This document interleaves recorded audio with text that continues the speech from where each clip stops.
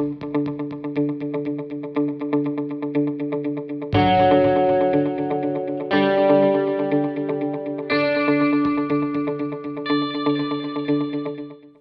ladies, it's nice to virtually meet you. My name is Ariana Delastrito, and I'm so happy to be here with each of you today, although I wish we could have met in person. It seems like just yesterday I was sitting right where you are, which is why talking to each of you is extra special to me. Before we get started, I want to tell you a little bit about myself. I'm 27 years old and currently work at Bay State Savings Bank in downtown Worcester. I have a dog named Brody who I adopted from Puerto Rico close to 5 years ago, and I recently became a first-time homebuyer after purchasing a home in Auburn. I'm so excited to begin this next chapter of my life. At the bank, I work in the Marketing and Human Resources department, but another big part of my job is providing financial literacy to members of the community, which includes each of you. When I was going through high school and college, I always thought I wanted to be in the criminal justice field. As I continued to learn more about myself and my values, however, I learned I was happiest when I was learning more about people, including their own needs and aspirations, and helping them achieve them. Unfortunately, I learned this about myself during my second year of college. I had already paid for 2 years of a college tuition, pursuing a degree I wasn't passionate about. I knew I had to make a decision. Should I continue moving forward on the path I was on simply because I was already on it? Or should I change my major to pursue a career I was more passionate about? I knew that no matter what decision I made, consequences would follow, and I needed to be prepared to deal with those consequences. After thinking about it long and hard, I ended up switching my major. While it wasn't an easy decision to make by any means, it was a decision I'm so glad I made. I'm sure you ladies make decisions every day too. Sometimes they might be relatively inconsequential decisions, like what to eat for breakfast, while others might be more complicated and difficult.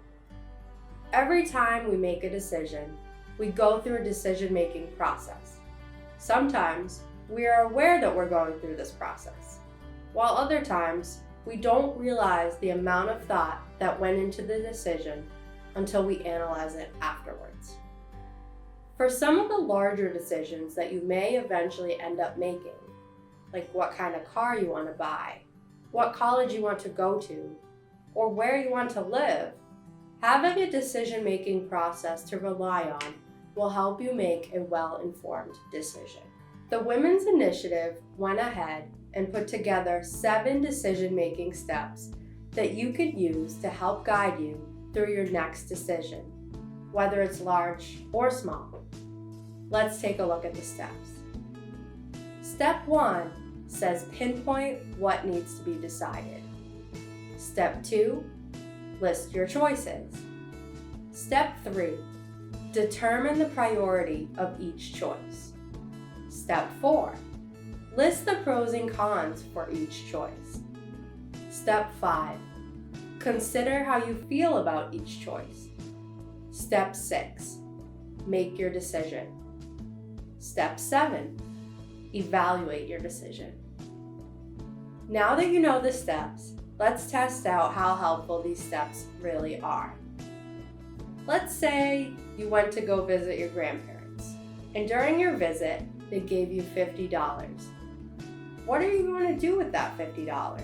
Step 1 says you need to pinpoint the decision.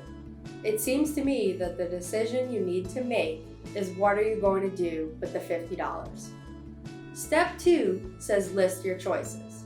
Well, I'm sure some of the ways you could use the money include ordering something from Amazon, buying a new outfit, going to the movies with your friends, or simply saving the money.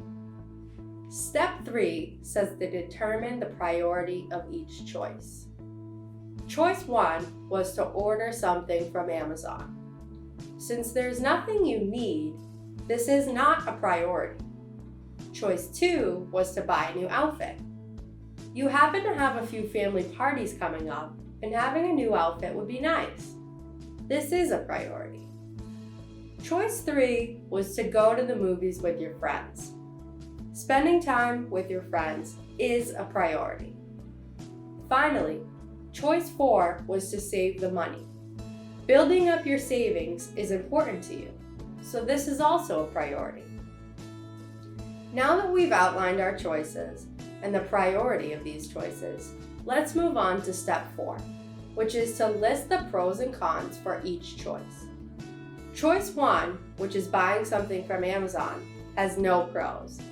A con would be that you really don't need anything from Amazon, so you'd be spending money on something that you could likely live without.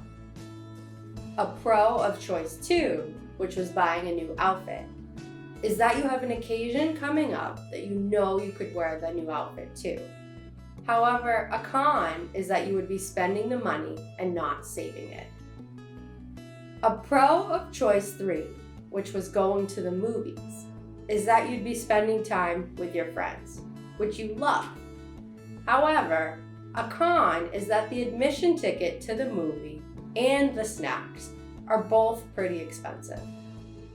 Finally, choice 4, which is saving the money, has a pro of building up your savings, but a con of no time with your friends and no new outfit for your upcoming family party.